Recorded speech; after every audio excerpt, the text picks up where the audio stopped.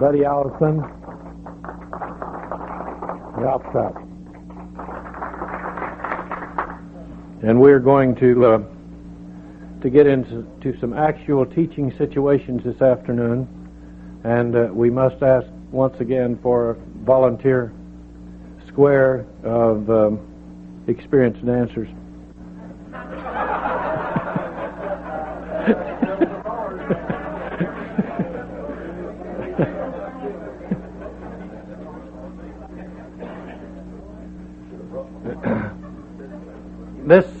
This committee actually became a part of CALLERLAB a few years ago after a couple of years of insistence by me that probably the basic part of the basic CALLERLAB program should be teaching people to square dance.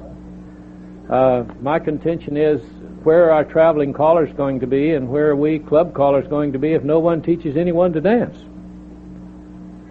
So from this we had two committees working, one working on what we call the APD committee, which was Greg Anderson and Frank Lane, and another committee that was formed called Teaching People to Dance, and that was my committee.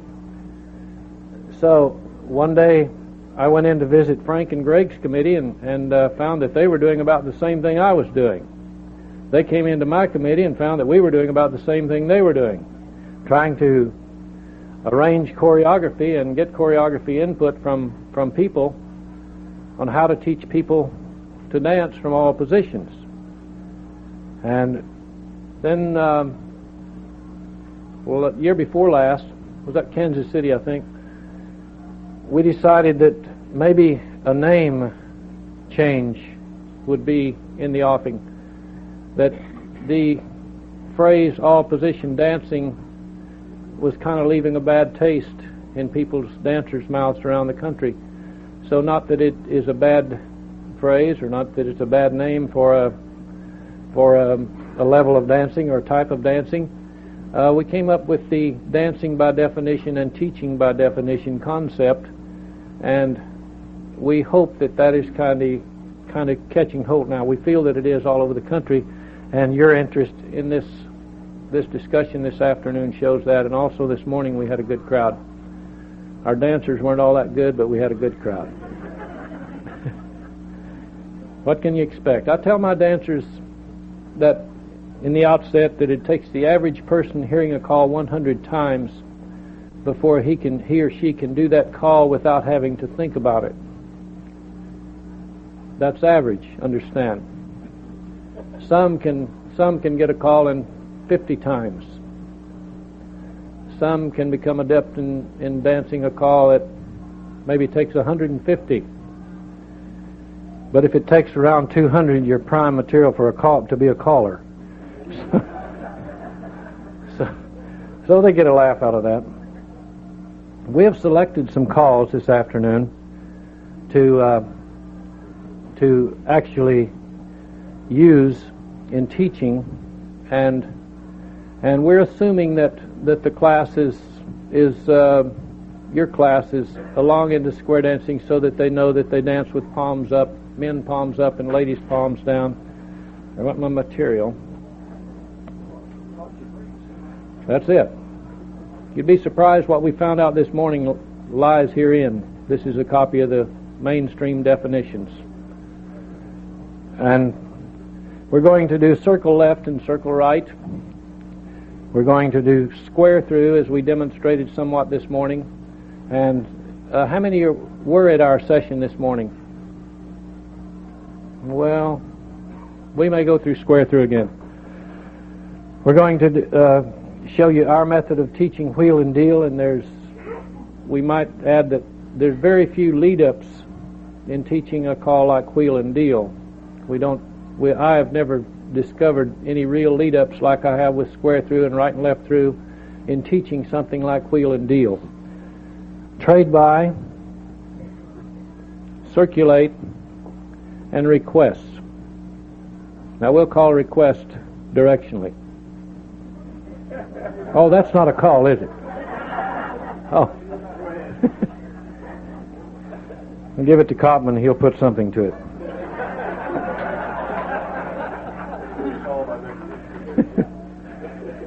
So we would like to, I would like to ask our panel to say something to you, whatever they choose. And then I will be setting up, and if we could have a demo square just as soon as they finish, we'll get into some of these things. And I'm sure we'll have some requests to teach a few things, but I would like to show you the way we teach some of these things, and I would like comments from you as to how you do, because I've been teaching square dancing since 1960, and I never cease to learn every class I teach, and I teach 2 classes a year, and my classes last for 1 year, 52 lessons, and it takes me every bit of that to teach the mainstream program by definition, and it should you too. We do have holding periods. We'll teach a class through half of the basic program and hold them for 4 weeks and practice that half of the basic program. We teach a class the rest of the basic program, and we may hold them all summer during vacation time at one level.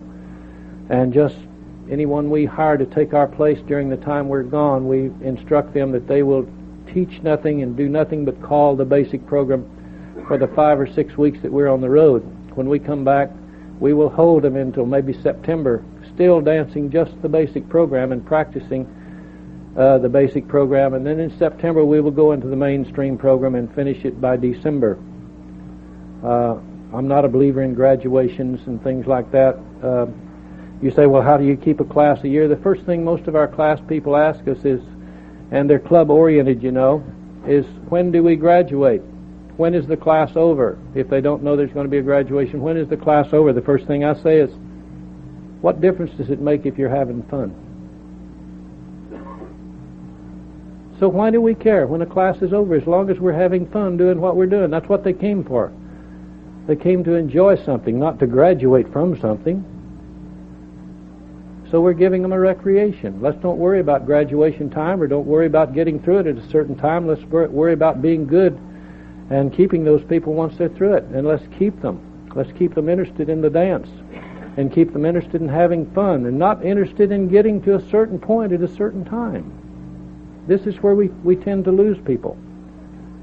So if they can't keep up, they drop off. And we're going to lose some people. So at each level, in my class, I open the class up for those people who started, say, back in September. I start my classes in January. Those people who want to start have started class in September and want to join us along in April, when we're finished the first half of the basic program, we allow them to come in. And they supplement what they already know. They have to repeat some things. We also open up through the summer. They can come into our basic program if they've already graduated from a class in June or whenever the other classes graduate. They can come in and play with us if they like. So usually, instead of losing people by the end of the year, we've gained 2 or 3 squares that have come in and joined us. And then we're teaching by definition, where maybe they're not learning by definition from another caller. But this is only our program, and we want to get into something else. Frank, you're number 2. Frank, you're number 4.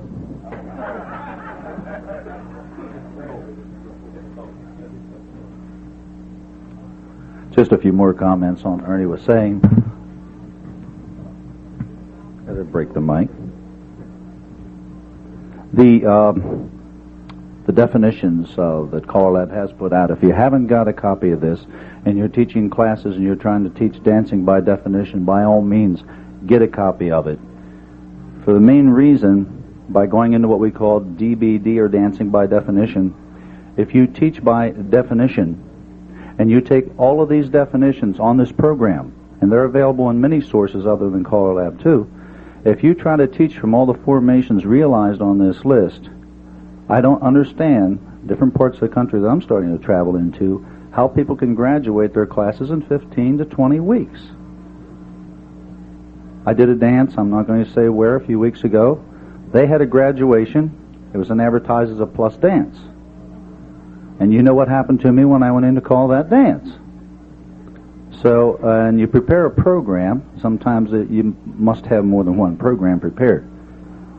But all I can say is teaching by definition is we're extending the length of our classes up to the point of the 40 or more weeks that it takes to properly teach these people to dance. I think we've got to put the dancing back to the dancers instead of our own little problems, our little self-egos and things like this, and put the dancing back for the dancer instead of our own problems. I'm seeing this more and more as I go in different parts of the country. What is the big hurry, like Ernie says, to graduate these people? What is the big hurry to finish up and put them out there and lose these dancers? We work so hard to get them, why get rid of them so quick? And we're doing plenty of this. So if you're going to teach by the definition, take your time, don't rush, and I just feel if you teach the basics properly, and someone does want to progress to the plus level, they want to progress to the advanced level or the challenge level. When you get into these areas, it's no more than nothing but combinations you've already taught, and if it's taught properly, you won't have the problems at the advanced levels or plus levels. It makes it easier, not only for you, but for the dancers. Without the dancers, we'd look funny up there calling. So we've got to give them a better fair shake than what we're doing. And speaking of a few of the callers' colleges that I've worked with John Kaltenthaler, with Cal Golden, we have spent more time at those callers' colleges teaching how to teach, working with callers. Part of our sessions are on teaching the basics, and you would be surprised how many different teaches we get. We pulled an experiment one year by putting 2 different callers, 2 different rooms, and let them teach and tape it, and it was completely the opposite. They've tried to work around to get to the same result, but we had many problems. And this is what we're doing to our dancers. I think that if we take these definitions and work with them and understand them and put them to the proper use, we're going to solve a lot of our problems that we're creating and wondering why we're having these problems. And I think that's where we've got to start coming from, is better teaching, because we owe it to our dancers. Okay, thank you.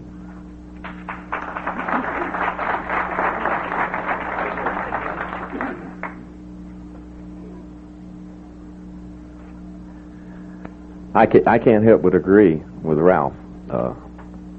The thing I see, the big advantage about teaching by definition, along with what he says, is your dancers are going to have an easier time, and it kind of goes along with our theme this year, dancers, our consideration. You know, they really are. You know, I feel like if you're not teaching your groups or whatever to dance by the definition, I think you're cheating them. I really do, because you can provide a very interesting program no matter at what level you're teaching. Even the first 20 basics, you can have a very interesting program for them there if they want to stop there. Example is you can take the first 20 basics, as Ernie said this morning, and stand some challenge dancers on their nose if you so desire with the definition. That to me is the big advantage of this, is you can have a more interesting dance at whatever level you decide to stop these people, and this way we can slow down the process of blowing them out the top so much. I like all levels, don't get me wrong, but we can slow this down and I believe generate better dancers and more dancers with this situation than just everybody doing their own thing. That's all I got. Frank.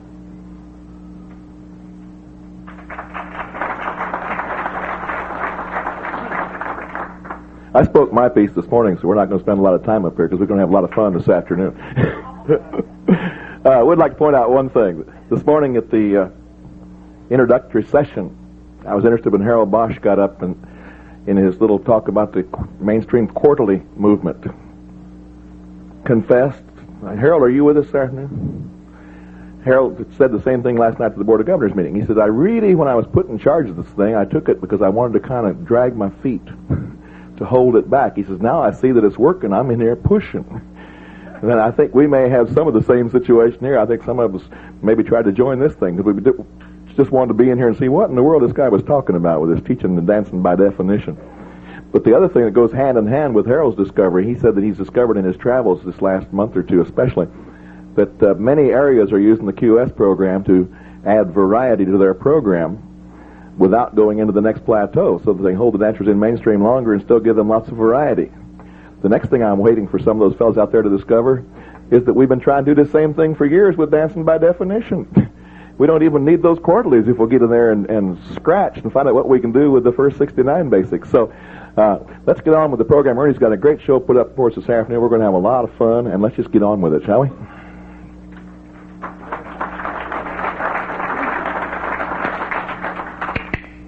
Our square of dancers, please. Did I handpick these? I'll let you know in a minute. One more good-looking, intelligent, rich couple. Deodorized.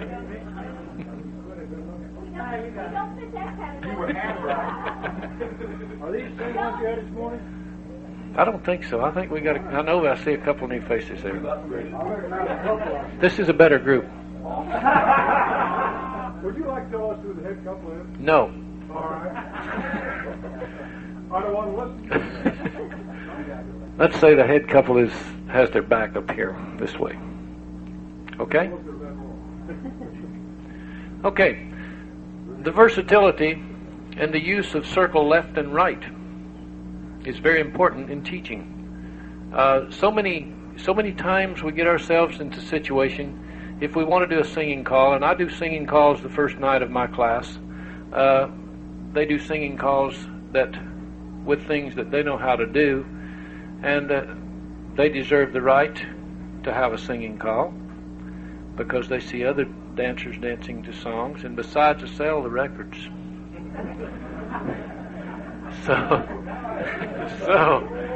So let's have the heads. Now we're assuming that these people already know how to hold their hands.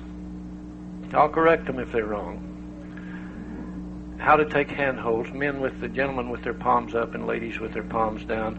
And another thing, we're assuming that they know we teach proper styling. Will you come here a minute, Lenny? This is my demo person. Few people teach proper styling, and few people read about handholds. This is the proper way to hold hands if you're standing, and I think the styling committee put lots of thought into this type handhold. When we shake hands with people, it's a cross palm thing with the thumb on the back of the hand. We carry this handhold throughout square dancing. If it's up here, it's the same thing. We're doing exactly the same thing. It's a comfortable hold with the thumb on the back. So we bring the handshake from here to here. We don't have this. It's a hard habit to break because we've done a thumb lock for many years. We have many dancers without thumbs. And we have many dancers with big thumbs. But this is a very comfortable handhold, and it's used throughout square dancing. We walk up, shake hands with somebody, we shake hands with them like that. So the handhold is here.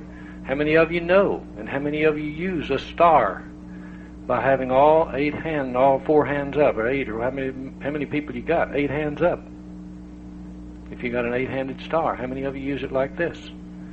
How many of you have the boys' star with all 4 hands up?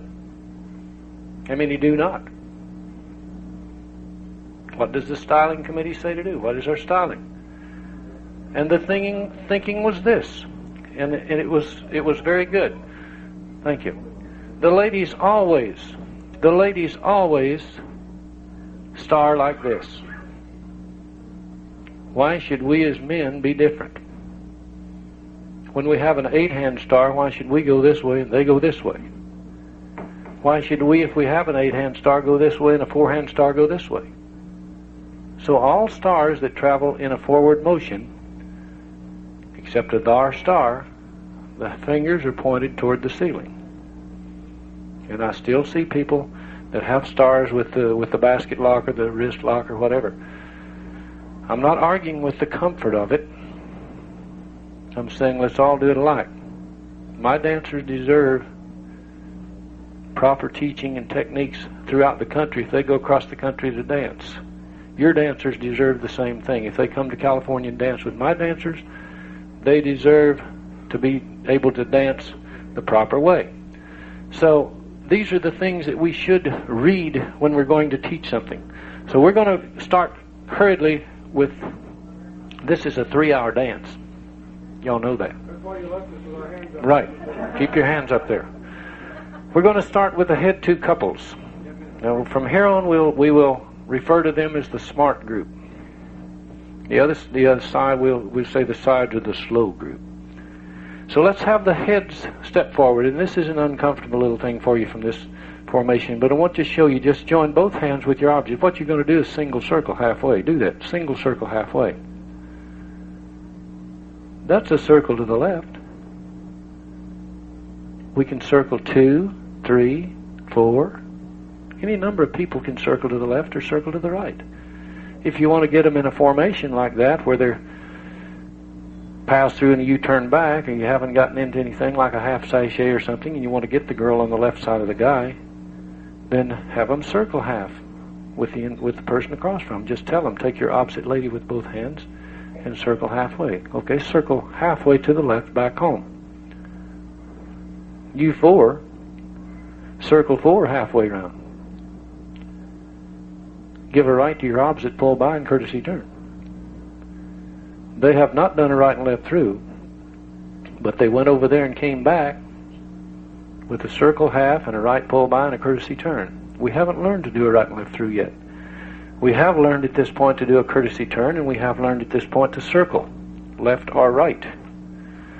So we circle 8, and we circle 2, and no, we'll assume that you can do that. Everybody teaches circle 8 first, I suppose, or circle however many in a big circle. So we're assuming that they can do that and that you do that. But I want to show you, wanted to show you a few things that you can use to make your calling a little more versatile when in dealing with people who do not know. We all get in situations when teaching that are hard to get out of because these people do not have the nomenclature to get us out of it.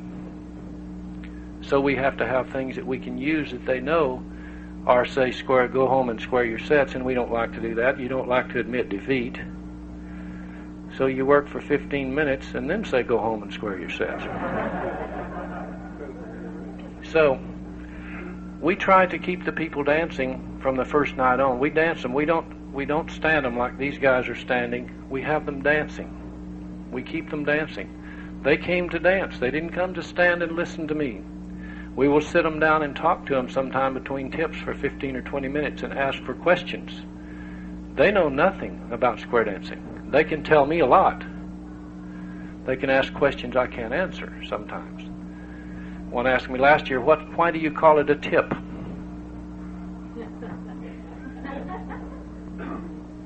Because everybody else does.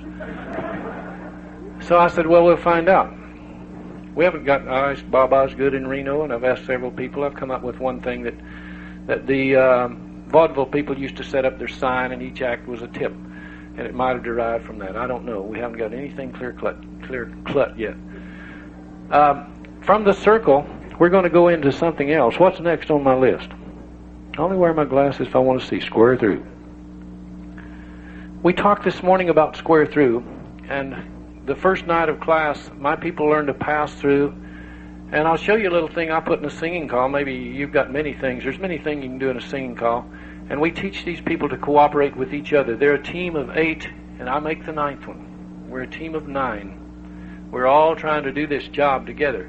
We're trying to be a good team. We're working together. So let's have the heads pass through and separate, and go round 1, come into the middle and pass through. Split the outside 2, go round 1. See how the sides are helping them pass through, separate, go round 1, and into the middle and pass through, and swing your corner if you want to. Okay, square your sets. So this we use in a singing call as soon as they learn to pass through and separate and split 2 and things like this. It'll time out for you. If they get to crowding you a little, they won't. They will not crowd you at first. They will be slow, so you can swing your corner and promenade. We do progress to corners the first night. We don't just go back to our partner and stay with the same partner all night. We go right on into corners the first night. Then if they get a little better at this, you can have them split the outside 2 round 1 and swing your corner. And so that way it will time out a little better for you as they get better. So you got to worry about your choreography and your writing your dances and things as to how fast they're going to be reacting. Now we're going to get into a square through, now that we've settled that little thing. This is night 1, and we went through this morning, and I would ask you, your indulgence, those of you who were there this morning and saw it. We'll do it again. Let's have the slow group, the sides. Pass through and face your partner. Pass through and face your partner. Pass through and face your partner. Pass through. Okay, they have identified partners. They know how to do that. They know who their partner is. They know it's not the same person they brought every time. So this is a good group. I think this is a better group than we had this morning. So now they're facing their corner, and we'll repeat that same process. Pass through and face your partner. Some of you notice you've got a different partner. You've got a new one. Pass through and face your partner. Pass through, face your partner. Pass through and do a U-turn back and turn your corner to the left and bow to your partner. Well, on second thought. Yes. Something that worried me this morning, I didn't get a chance to talk to Ernie about it. It's not fair to put him on the spot this way, and I use the system basically with one slight variation, and what you're doing bothers me a little bit. And that is you're using pass through, face your partner, pass through, face your partner, pass through, face your partner, pass through. I would sure like to done pass through first. Then face your partner, pass through, face your partner, pass through, face your partner, pass through, so that I could carry that same analogy into square through when they got there to where the square through side would end. Would this contradict anything? See what I'm doing? I'm bunching the two calls together in the reverse order to carry the analogy up that later on we want the people to be certain that the square through ends with a straight ahead movement, not a turning movement. I just, like I said, this wasn't fair to Ernie because I hadn't discussed that with him at all. After all, I taught you.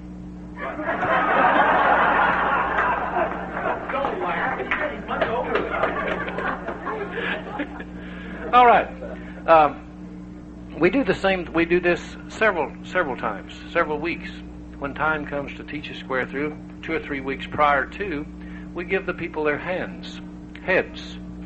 Give a right to your opposite pull by, face your partner. Give a left pull by, face your partner. Give a right pull by, face your partner, give a left pull by. Okay, they've alternated hands, they've alternated shoulders. We're establishing traffic patterns for them. So now we're down to the time that 3 weeks hence we're going to teach square through. So we'll tell them, hey, we've been doing a little thing here. Let's do it one more time, and then we'll give it a name. Okay, you're facing your corner. Give a right pull by, face your partner. Give a left pull by, face your new partner. Give a right pull by, face your partner. Give a left pull by. Do a U-turn back, and do an elemental left. Did you notice the U-turn back was done improperly in a place or two? Did you catch that? So a U-turn back is always toward your partner, unless you're doing a backtrack from a circle or something like that. Somebody's stepping out and take a backtrack, then you turn away from the center. Otherwise, you turn toward the center. Again, you read the definition. And I would have, before I finally teach the square through, I'll say we're going to call this thing a square through, and here's the definition. I want to read it to you. No controversy over square through. Everybody understands it, so I will not read it. We won't waste our time right now. So this is the way we get into square through, and we have no problem with the courtesy turn. No problem. Now I will have the heads once again. Now let's have the sides, the slow group. We'll work with them a while. Slow group. Pass through, face your partner, and do a U-turn back. Uh-oh, what have I here? There's something we haven't seen before. So we're identifying partners. Pass through, face your partner. Who is your partner? Your partner is the end and the adjacent center facing the same direction. Unless I say center 4 do something, then Those people become partners. Question. Would you step up to the microphone, please? You've identified me with a new This partner. is being taped. Right up. You've identified me with a new partner. Now, which one of us holds your hands up and which one holds your hands down? The right-hand dancer holds the hands down. Okay? The left-hand dancer, palms up. Or you can do it this way, which we usually do. Okay. Give a right pull by. Face your partner, give a left pull by. Face your partner, give a right pull by. Face your partner. Center 4. Do a U-turn back. And face your partner. Pass through. Face your corner. Is that your corner? You got to tell me. I don't know. I don't know these things. See? Okay? Face to the middle and you should be home. Okay. There's get-outs that you can use, and there's many things that you can use. You play with people. I play with people. I don't know about you, but I do not work people. I try to play with them. We have fun together. We learn together, and I talk to people, and we make mistakes together. I make mistakes with them. And we put ourselves right in the square with these people and try to teach them to dance that way. And do any of you have any questions at this point? And you might step to a microphone if you do. If you have any questions at this point regarding what we're doing and any suggestions, because we are wide open. This is a field that everyone can learn from everyone else. Yeah, Ern, with Fred House from Maryland, with regard to the hand holds there when we're putting the thumbs in the back, it's quite often the case that the elderly dancers or the very new ones tend to clasp or clamp that thumb right on the back side, and I find that a real irritant. How about yourself? No, I don't think it's as much as the thumb lock, really. Something else that we didn't go into that I might. How many of you have them when they do an arm turn to keep the thumb alongside the forefinger instead of around? Well, that's good. I mean, they should. I usually use the ladies as an example that we like to take this kind of hold for a forearm turn because you girls tend to have long nails and you dig them into our arms. So we use that kind of, well, we have to give them credit for a few things. Now, what's next we have, Frank? We will wheel and deal. We will go through our little things here, and I will repeat some that we had this morning. I would like to ask, how many of you really read the definition to dive through?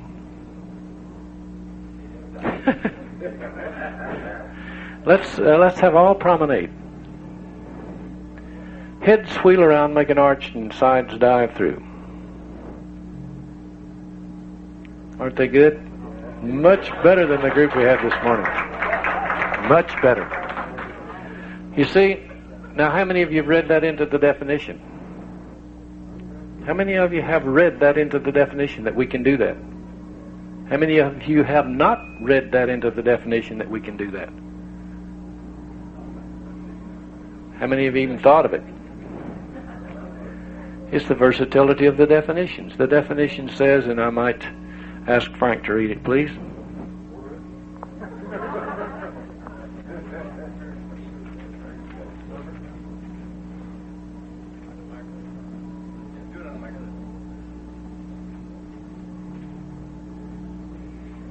There's some very, very peculiar little things that come in these definitions if you read them, that they'll come into play and you can really have fun with them. Mainstream Basics list, number 28, dive through, starting positions, or starting formation, facing couples man and lady.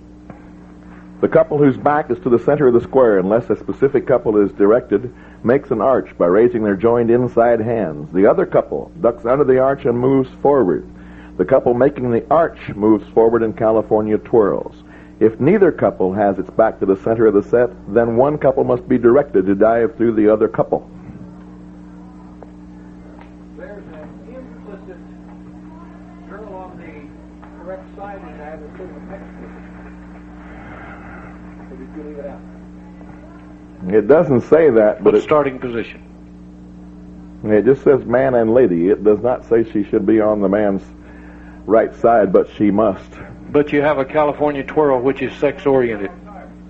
A California twirl is sex-oriented, and that's a part of the dive through. No, but So- Fred's point's well taken, that actually, if we Yes. want to get real nitpicky, it should state, when it says man and lady, it should say man with lady on the right side. Now, another thing. Let's substitute. Bend the line. Yeah, we did have a funny one there, didn't we? Pass through, face your partner. Everybody pass through and do a U-turn back, but centers do it twice. Left Alaman, promenade home.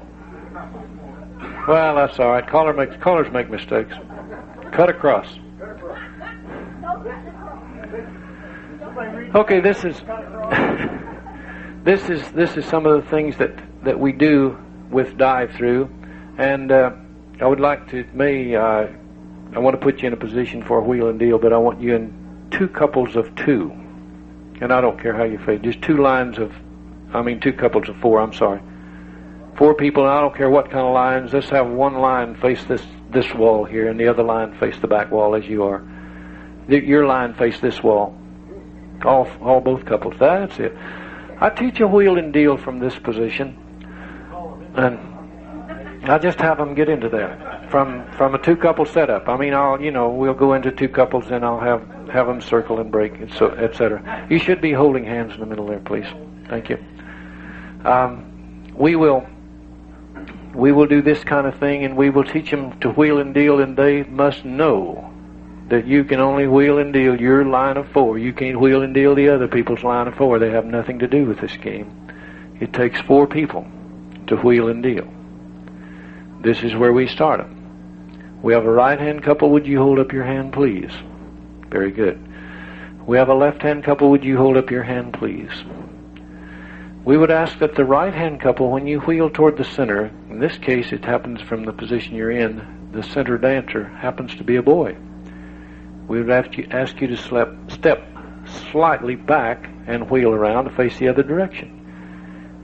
In the left-hand couple, the person on the inside of that line that did exist happens to be a girl. Would you take a slight step forward and wheel the guy around to stand in behind the other couple?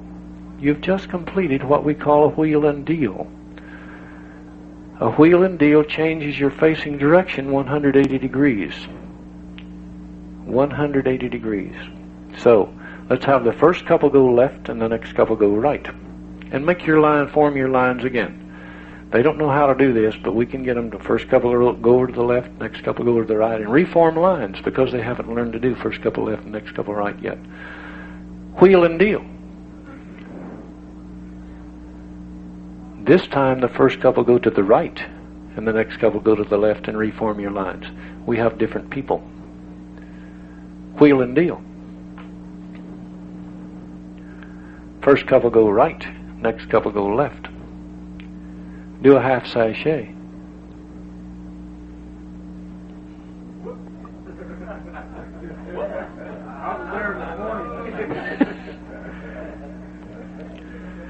A half sachet is not a rollaway. Now we have, in the right-hand couple, we have the lady in the position to wheel toward the center. Okay? Wheel and deal. First couple go left, next couple go right. By the time we've taught wheel and deal, we might have taught a rollaway. I don't remember exactly our order. But let's have the boys roll away with a half sachet. We can designate them to do that, you know. We can designate someone to roll away. If you read your definition. If we designate it, then boys roll away. If we do not designate, then it's a girl will roll away. Okay, we're back in our line, so let's form our squares back, and we'll start working with wheel and deal. We do not get into, some people teach two-faced line wheel and deals first. I do not. I try to do it the difficult way first. Once they learn to do a wheel and deal the most difficult way they can do it, then we're in business. We don't have to worry about anything else. Let's have the heads lead to the right and veer to the left. Bend the line. Now we're going to get them into a situation that I would like for you to get your dancers into sometime. Step to an ocean wave, if you will, please. No, I didn't really want you to do that. Unstep to an ocean wave. Let's do a partner hinge. Face your partner, walk up right shoulder to right shoulder. And then hinge a quarter. Centers run around the ends. Bend the lion. Step to an ocean wave. Swing through with an A. Boys run around the girls. See the situation? What's going to happen to 99 9/10% of your dancers if you put them in this situation and say wheel and deal twice?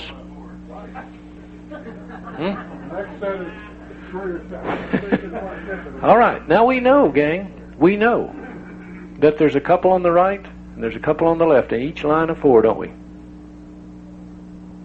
Remember where the couple on the right is going to end up in front of the couple on the left. Wheel and deal. We have a two-faced line. Wheel and deal again. Star through. Back up. Wheel and deal. Beautiful. Aren't they better than the bunch this morning? Really? Great. Okay, thank you. Square your sets. Do not sit down. We're not through yet. They're so good, so good. So this is the drills that you can get into, and don't tell me that you can't take the mainstream program and play and have a lot of fun with real good dancers. I don't care who they are. You can have fun with this kind of situation, and you'll give them fits too, because they've dancers have been dancing many years. They've got to think to do these things. Even callers trying to dance have to think. Next, trade by. Would you read the definition there, Mr. Lane? I got a thing up there that tells you the number. Well, it's still in the basic program. It's got to be in the 40s because it's in the basic program. Number 45 in the mainstream list. Trade by. Starting formation. Trade by, or any formation in which two couples are facing each other and the other two couples are facing out. The couples facing each other pass through. The couples facing out do a partner trade to face in.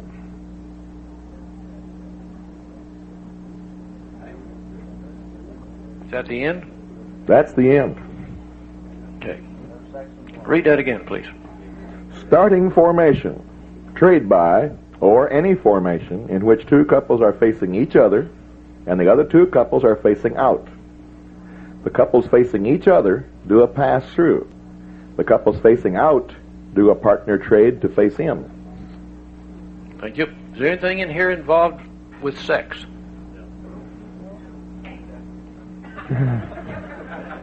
Shot down again, Ralph. Okay. Let's have the heads star through and do a U-turn back and pass through and trade by. You're very good. Center split the outside two and go around one. Make a line. Wheel and deal. Oop. Very good. Girls only do a partner trade. Everybody pass through and trade by. Pass through and trade by. Star through, etc. Okay? Now there's only one other formation that I can think of that we bend the line and square your set. Only one other position that I can think of from which we can do a trade by. One other formation. Do any of you have that in mind? Heads pass through and trade by. Go. Heads pass through and trade by.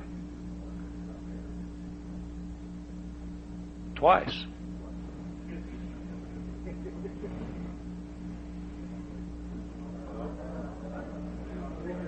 There we go. There we go. Right.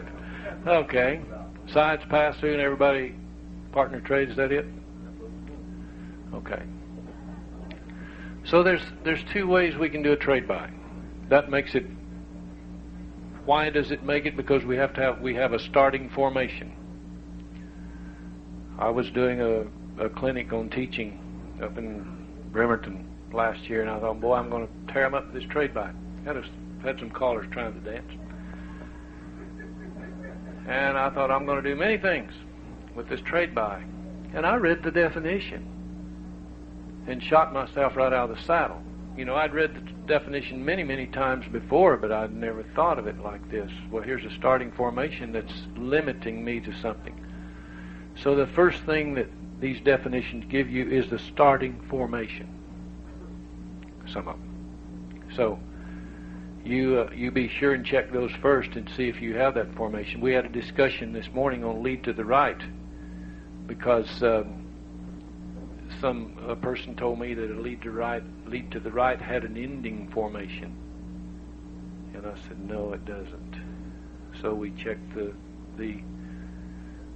definitions, and it does not have an ending formation. Did any of you see the lead to the right that we did this morning? We were asked to do a lead to the right from lines of four facing and from a box formation. Let's have the heads lead to the right and veer to the left and bend the line and lead to the right.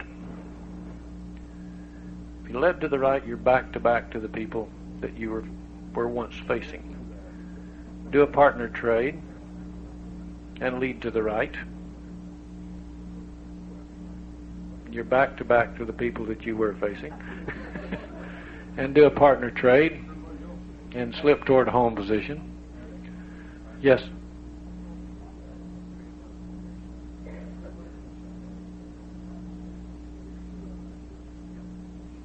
Yeah, we did that. Question. Just a minute. Ernie, by that definition, you can't do a trade buy out of a two-faced line. And yet Lee Helsel does that on record.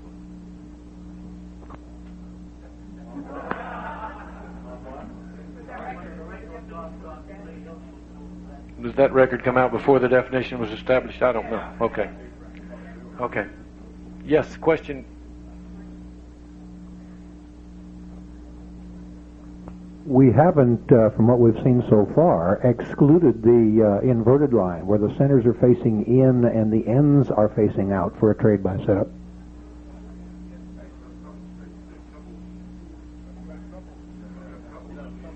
Do you hear the definition? Read the definition. The couples facing each other pass through, and the couples facing out do a partner trade. It doesn't say how far removed the couples are. That's the thing. Yeah, it's one of those gray areas. No. Question is, Bill said, wouldn't you have to say step through or pass through? You have two couples facing. The center couples are facing. If they pass through, then we're all facing out. You're in inverted lines. If they pass through, you're in lines of four facing out. So we've got to ask you to use the microphone. Will you, please? Because this is going on tape, and we must have a good tape, we hope. For those, I sure appreciate your indulgence. We'll be through in about 45 minutes. Jerry Carver from New York. Why wouldn't you just want to call all 8 circulate and forget about it?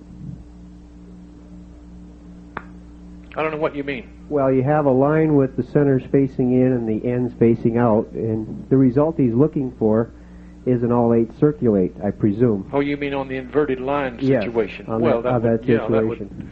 That would suffice for that, but yeah.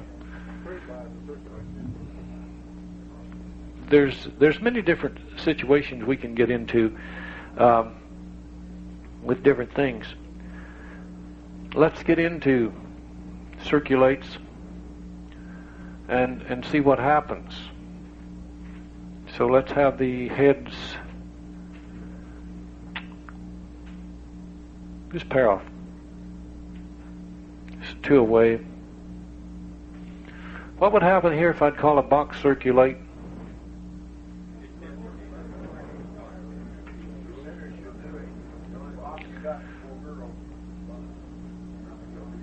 Would you read the definition to box circulate there, Ralph?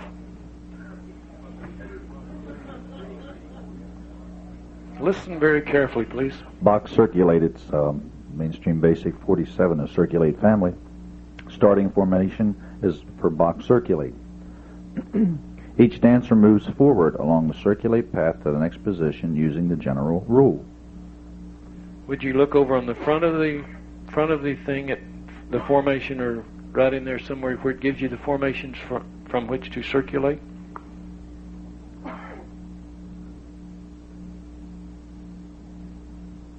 Look under the word box circulate and tell me who circulates.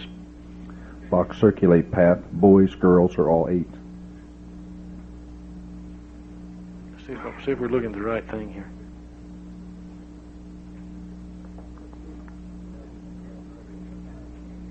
This is done by 4 dancers. And how do we designate box circulate here? If I call a split circulate, who does it?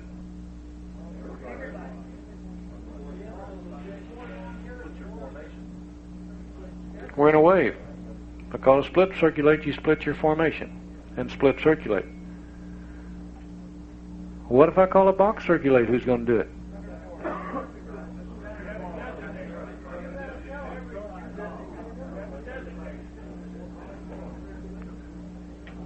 Center 4 box circulate.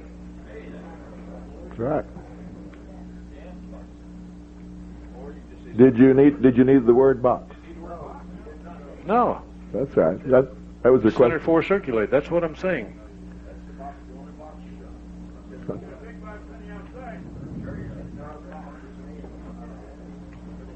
All 8 circulate.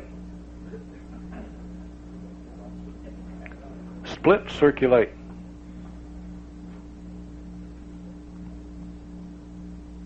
Center 4 box circulate. Boys run. Split circulate.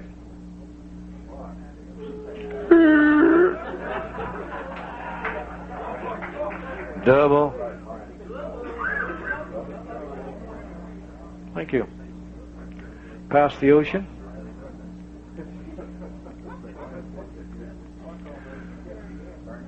I think the way I interpreted this back a while back, and I'm seeing something different now, which you always do, you know, is that only the center 4 can box circulate. Otherwise, if you're in this position, it's a split circulate if you do it outside, and if it's a box circulate, you do it inside. Or it's an all 8 circulate if all 8 do it. Or if the boys circulate, it's an boys circulate. Or if the girls circulate, it's a girl circulate. Or what? Hinge a quarter. That's the way I interpret it.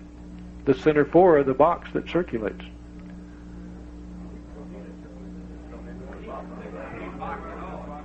You say center 4 circulate. Yeah. Boys run around the girls. Center 4 box circulate.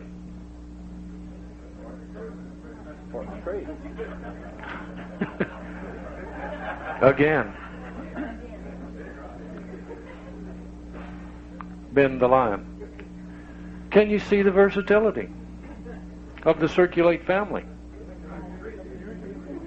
Touch a quarter. Well, if it's a split circulate, they're going to do a box circulate on each end, is what they're going to do. But if it's a box circulate, I still maintain that the center 4 only do it. But I would definitely, rather than to get into something hairy, I'd want to say center 4 do it. Okay? All 8 circulate 1 spot. All 8 circulate a half. Center 6 circulate once and a half. Puts 2 boys together out there and all the girls in the middle. 4 girls walk and dodge and the boys bend in.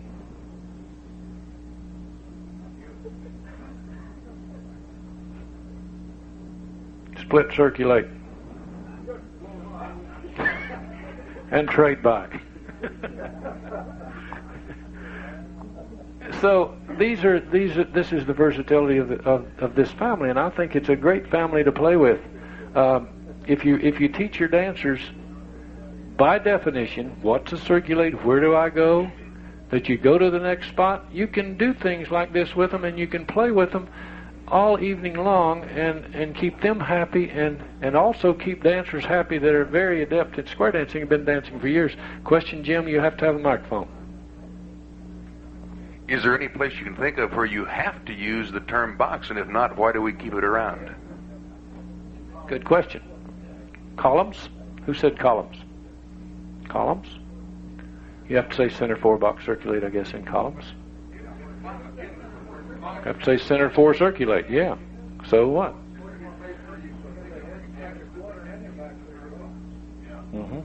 Yeah. Heads touch. You use box circulate if you're in a static square, sure. There we go. I knew there was some place.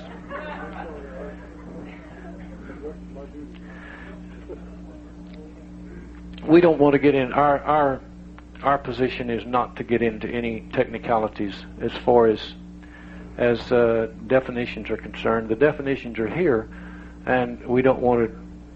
Yeah, we don't want to start an interpretation thing on definitions. We want to show you how to use the definitions in teaching, and that's our purpose only. I have had certain arguments with certain people regarding some of the definitions, and those things we will not get into today because we don't have that kind of time. But now I would like for our square to square your set again. Only 30 more minutes. We may give you a rest, but I would like to, would any of you like to see, like for any of us, to show you how we teach some certain thing that's on the basic list, not on the mainstream. We're going to the mainstream tomorrow. Mainstream goes tomorrow. Question? Hot dang. Turn through is turn through on the mainstream or basic list? It's mainstream, I think. That's tomorrow. Question?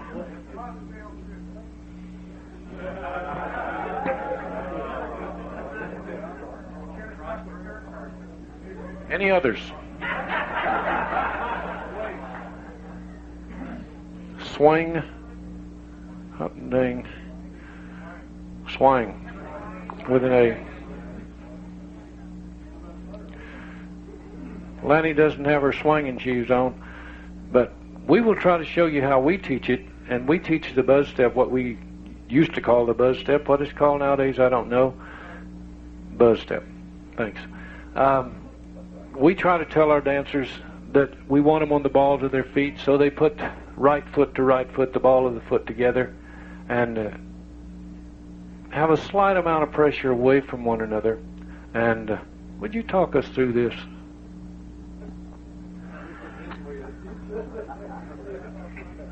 All right, you'll stand in a position where you are completely to the left side of your partner so that the right feet are together. You will have body contact clear up to the hip. And at the hip, you will start resisting and pulling away to put pressure against the man's hand. You will lean back and smile at your partner, even though it hurts. And are you going right into the buzz step swing in the first place?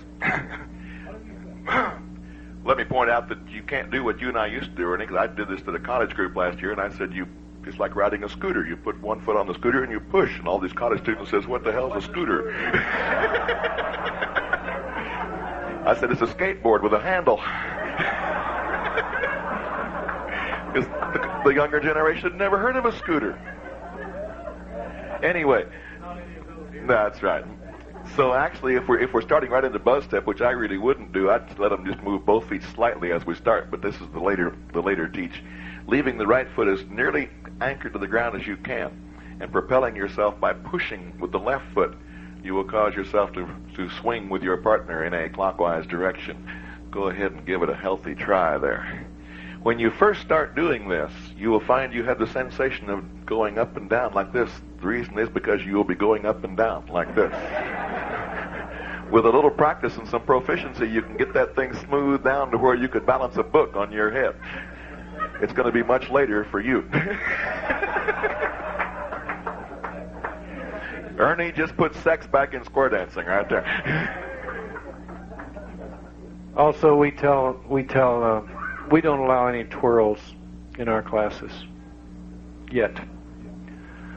We just we tell them just kind of lay the lady out there on their right hand and How and far keep her do you from falling. swing? In the beginning, at least twice. While they're practicing at least twice, they'll cut those corners themselves later on.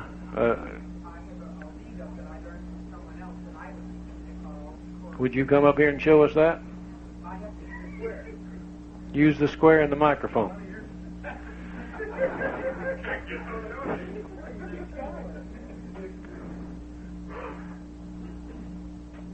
Would the square make a right-hand star for me, please? Would you place your right foot ahead of your left foot? Now, mind you, this isn't my own creation. Please don't think I'm this clever. With the music, and it can't be done without the music, would you drop a needle? You're going to keep your right foot, and this eliminates some of the dizziness and allows you a little longer to work on a swing. All right, you're going to push that right foot around, keeping in the center. Ready? Everybody ready? Go. It's push, push, push, push, push, push, push, push, push. You can see he's full of rhythm. Push, push. Okay, stop right there and go home and square your square. I take them around till they are almost at home, and then square your square for me, please. Would head couples lead to the right for me, please? Would the four of you make a right-hand star and turn sideways as you should in the star and keep your right foot ahead of your left foot? And would you please start the music and let's push. Ready, go. At your leisure, all the way around. Then just lead her out to home, fellas. Lead her back home. Okay, now face your partner, and then we take it from where you said. Okay? Very good.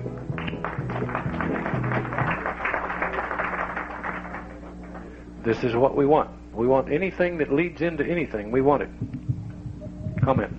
Okay, I have a comment on the way I teach the swing. As we are working with basic things, we want to keep it fun, and I try not to teach any more in any of the lessons than I have to, or like a one-night stand. I don't want to be there to teach them in a one-night stand. I want to be there to entertain them or to let them entertain themselves. One of the things I use on a swing, and I've got them finding their corner in the back of my mind, is to have, let's use this number one couple here, okay, to demonstrate. Help me demonstrate. Yeah, if you will help. I'm going to call you number one because I'm looking at you. Number three couple, okay? Okay, face one another. Okay, step up right hip to right hip. Okay, now I'll explain, depending on the group, how much I might ad lib. But the gentleman is to put his right hand on her right hip. Okay, depending on the group. There you go. See, we've got a group that will react to that. Okay, and I wanted you to do that basically. Okay, then you can ad lib into not the hip, the waist. Okay, maybe I shouldn't have started by saying hip, but on the waist. The lady will rest her left hand up towards his shoulder, up there on his muscle, or where the muscle used to be, you know, and that gets a big laugh, that type of thing. When I have them do the swing portion of it, of course, we got the other hands there where they belong, I will have them swing far enough that when they open up, they're going to open up like a book, and she's going to be his partner on his right. So if you'll just swing basically, and open up to face the center of the square like a book. The corner is going to be where where you need the corner to be. If you have a temporary partner or a new partner, your corner is going to be in a location always off where you can do an element left. Okay, that's all I have. That's just basically the way I do it.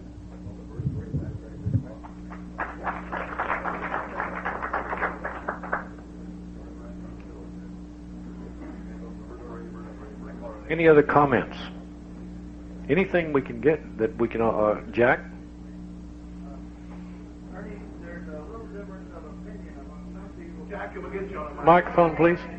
Want me to come up?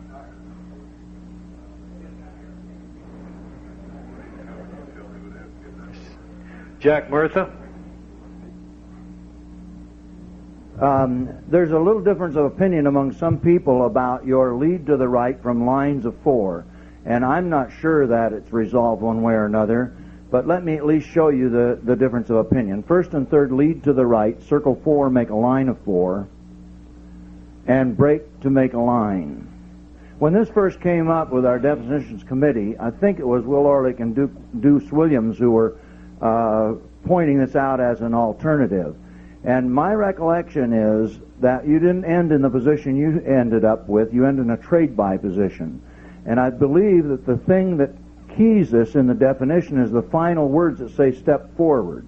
So, in effect, it says, back away a little farther. Let's give yourself room in your line of 4. It says that you're going to take a step forward, turn 90 degrees to the right, and step forward. Now, let's do that. Step forward, turn 90 degrees to the right, and then step forward, and you'll end up back to back with that person. No, you're in a trade-by formation now. Now, you'll have to read the definitions, but the definition doesn't say anything. We put in the definition originally that you ended back to back with the ones across the hall. They said, no, it's not right. You don't in these situations. So all I'm pointing out is that the definition seems to allow 2 interpretations if you happen to want to use that particular variation. This is the interpretation I used right here. I know, and what I'm telling you is the one that we got on the definitions committee in terms of what this would be if you used it. And I don't think the definition clarifies which one's right. I think the way California twirl, and lead to the right. Now you're going to turn and take 1 step forward and step forward again, right? So you'd end up there. The difference isn't in this one. The difference is in whether you're in a trade-by or an 8-chain through position. When you were in an 8-chain through everybody California twirl, you do the one that you mentioned, and you said that the people... This is the one I did, lead to the right. Yeah. You end in trade-by formation. I did that. Oh, I'm sorry. I thought you ended up... Okay, then I'm... California twirl. I thought you ended up within a 8-chain through. Okay? No. And lead to the right. The other one, that's the one that I was talking about, that you ended in a trade-by. I thought from what I saw that we ended in the other one. Want me to give you one other trade-by formation? Yes. Okay, if you'll get back in your lines of 4, as if heads had led to the right.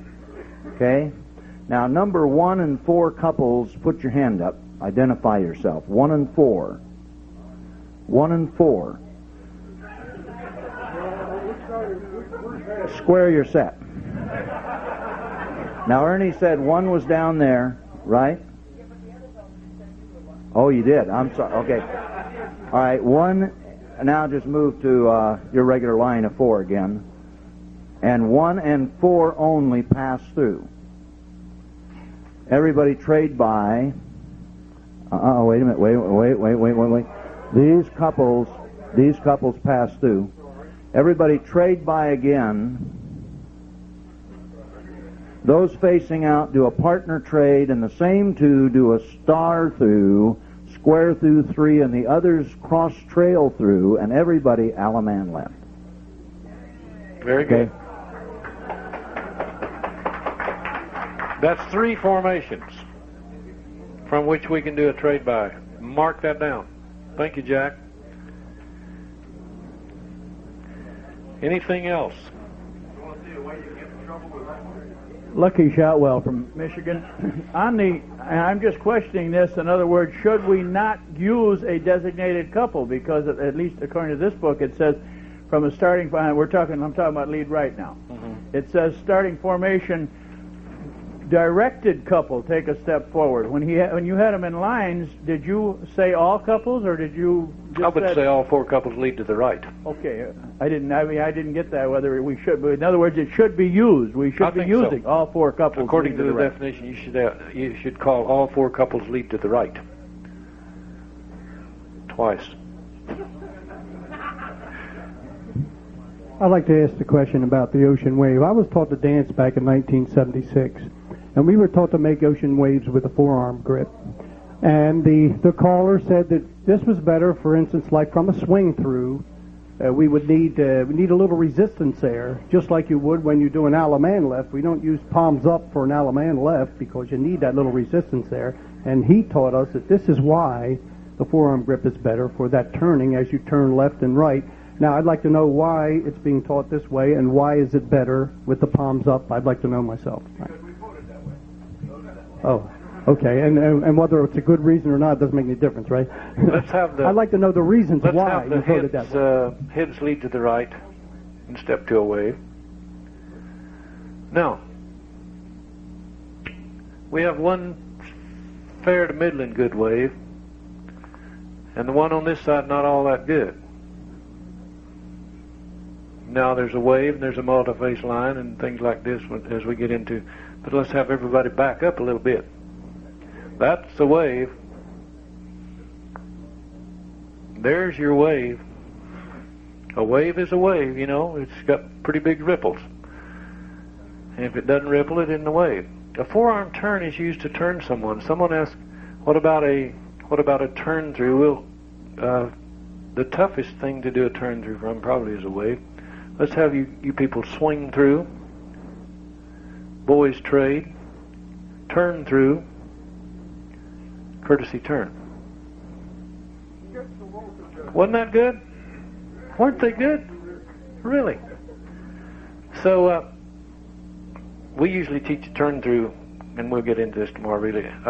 We give them their starting position, their ending position. If your starting position's one thing and a turn through, if your starting position's here, what's my ending position going to be?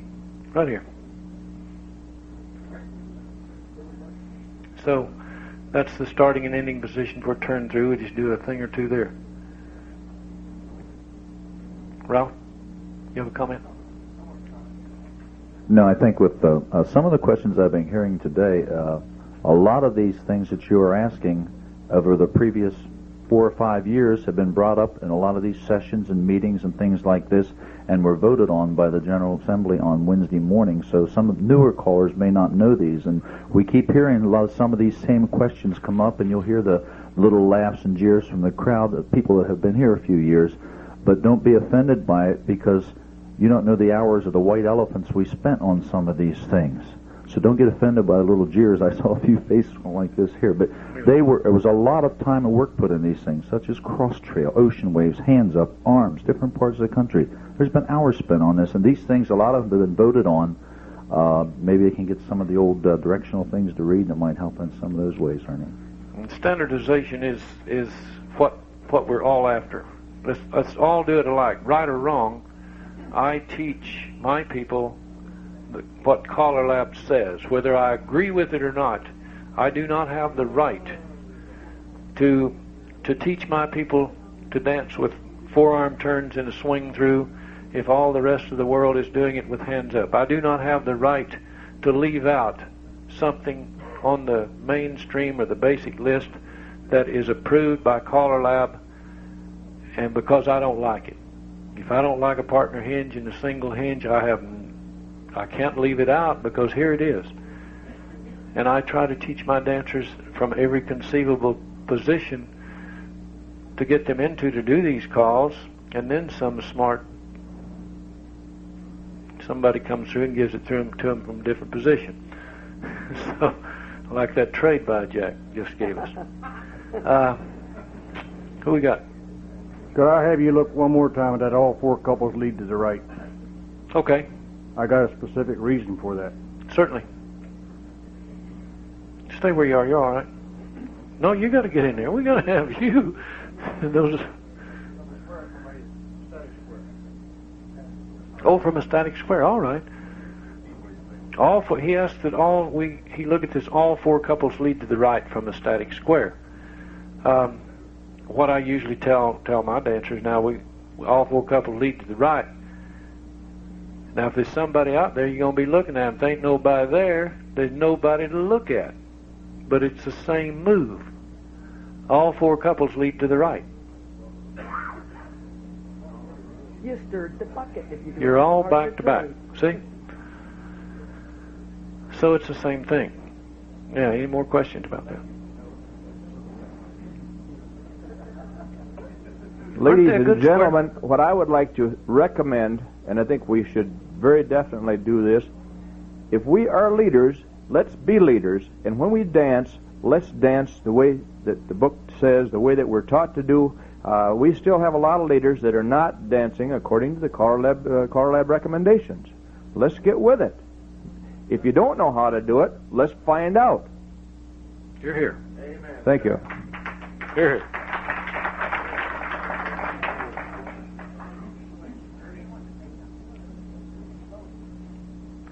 There are two distinct definitions of seesaw. Most of us do it preceded by the walk around the corner. I would like to see them do it facing dancers, seesaw to a left-hand wave, or a left-hand tidal wave. Okay. How many of you read that into the definition? Good way to get to a left-hand wave. Right. I like it. That's very good. Glad you brought that up. Let's have, for convenience sake, the sides pair off. Seesaw. Left shoulder to a left-handed wave. Shake left hand. Shake left hand. There we go. We all got two left hands. All right. How many of you utilize this in your teaching? See, most of us don't. And Ralph, would you read that definition on seesaw, please? And we'll show you how you should be using this if you'd read your definition and get into it. The definition for seesaw, number 24, starting formation, facing dancers, square or circle. When combined with all around the left-hand lady, each dancer walks forward and around the partner, keeping left shoulders adjacent, then steps forward to face the corner. In all other cases, it is a left shoulder do-sa-do. Dancers advance and pass left shoulders. Each, without turning, moves to the left, passing in back of the other dancer, and then moves backward, passing right shoulders, returning to the starting position. But it didn't say end in a wave, did it? You asked for a wave. You asked for a left-hand wave. Right. You asked for a left-handed wave, so we gave you a left-hand wave. Ernie, I've seen a few people that they'll use this, what you're talking about. Once they start getting into some of the left-hand concepts, they won't get into that right away with newer dancers, but once they start getting in left concepts, and I've seen more people starting to do that. What's she saying? Yeah. It's a cheap way to get into a left-hand wave. Really. Really. So these are the kind of things that we can utilize, and we appreciate you guys. Start with the left. Start with the left from a left-hand wave. Start with the left and do a left Alaman. Silly, isn't it?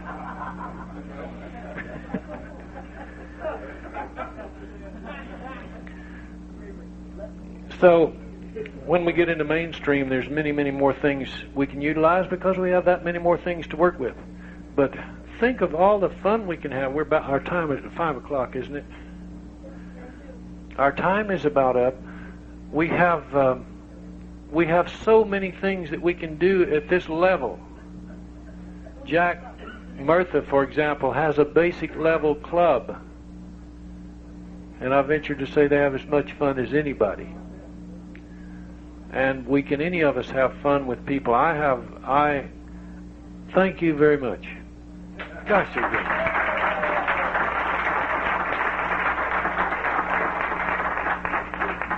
May I make a comment? You certainly may. Just for the people here, I do teach my dancers to wear long sleeve shirts.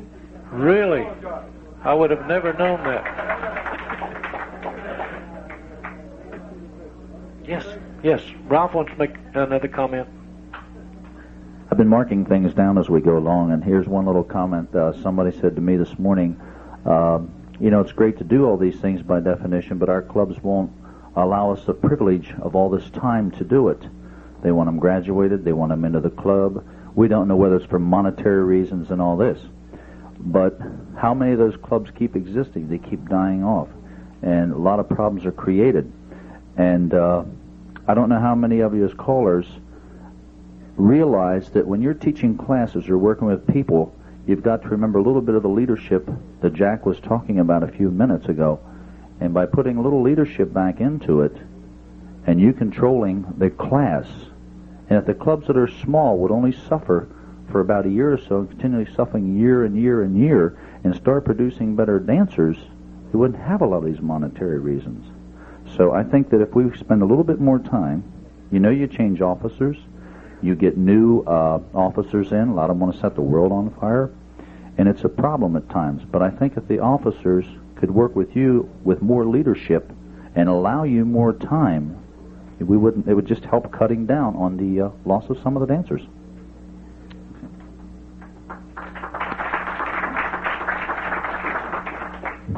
Ralph, in the event that we are in a situation where we really can't take 50-some weeks like Ernie does, and we are, like you say, and we're pressed into getting these people out the other end, these are the very things that can become workshop material for them once they have, quote, graduated, and we can come back and flip this stuff back in as workshop material at that time. May I dispute you? No, it won't work that way. It won't work that way. How many weeks do you teach in? 30. You've got no problem then, because you can at least pull abreast and be equal to where you could be. I was going to say, if it's less than 25, I wouldn't argue with you. Because we've said it over and over again, but it's still missing the point. Ralph stood up and missed the point. It does not lengthen the teaching course. It does not lengthen the time to learn if you're giving in excess of 25 lessons. If you're giving less than 25 lessons, true, it will not work. I mean, it takes 50 or 42 or something to do it right. We all agree on that. But you can, if you're doing it in 25 or 30 now, you're not doing a good job. You know that. You can't do it. It takes at least 40 or 42. And you can do equally as good a job this way. It will not lengthen the time to do the same job. And if you're going beyond about 30, it'll improve. It'll make it better for the same number of lessons. That's the point we're trying to get across, that we really keep missing. We keep missing. We missed that initial premise. At the end of the 30 weeks, you have a better product. At the end of 30 weeks, you got a better product, and from there on, you got a better product. Between 25 and 30, I won't argue with you, they'll be about the same. Less than 25, they may even be worse. I don't know. They won't be worse. They just won't know as many figures. Now, excuse me. I have Paul Fox from Akron, Ohio. I have what might be considered a lazy question because I didn't have my list along, and I wondered if you would check it. I noticed the dancers, when they were put into the half sachet position, that they were tilting, they were doing the hand position that you mentioned. Now, my question is, in this case, do you lose your sex identity? You do. You do. It takes practice. It takes practice. That's right. Everything takes practice. But, did you want to say something? The one thing I'd like to add to what Frank kind of just said is, even if you teach 30 weeks by definition and you teach 50 basics, you've got a better product at 50 basics than you're going to have at 69 or 68. And that's much better, 50 basics can be a level too. Jim. I don't know how many of you feel, but one thing that I like to do is bring in some of the national boys to call a dance at my class level 2 or 3 times during the period of time. Frank's done it. I don't know how he feels about it, but I do it, and I think it works real well. It gives my beginner dancers a chance to dance to another caller and a national caller to boot, and I think it keeps them in the program. We're coming back and do it again, aren't we? We must like it. We must like it. It's fun. It would shock you, too. Anytime anybody is coming through Fresno, California, and I have a class night, I mean, they have a dance. I kind of shock them right out of their boots, too, because I don't tell them what level they're calling. Cal Golden came through last year to call it. He called me up, and he said, I'm coming through just before CALLERLAB at Reno. I'd like to call a dance, and I'll be through Monday. Let you and I split one. I said, okay. Got a club. So Cal walks into my house about 4 o'clock in the afternoon, gung-ho to call a dance. I said, here's what you can call. He said, you going to help me? I said, nope, it's your dance. He said, 35? He said, man, I've got to go to work. So Cal sat down and went to work, and Cal did a super job. And these guys are good teachers. And I'll guarantee you, any time you get an opportunity to let someone teach your class for you, let them. I use records. I use the sets and order records at the basic level. By the time my people graduate, they have heard 10 to 15 callers beside me. And I will tell them, you can listen to me every night for 365 nights and still can't square dance. You can do everything I say, but you still cannot square dance. If I get in a bind, I'll play some tapes for them. I'll play tapes of other callers. I'll get tape a caller at his beginner's class and let him teach a lesson for me. I am a firm believer that these people must hear different voices. They can't get keyed into my voice in square dance.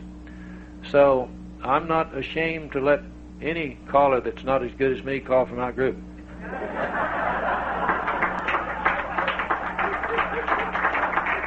Really, we as callers have got, we have everything on our side with our clubs. I used to hire all the callers for clubs, and I hope time's up.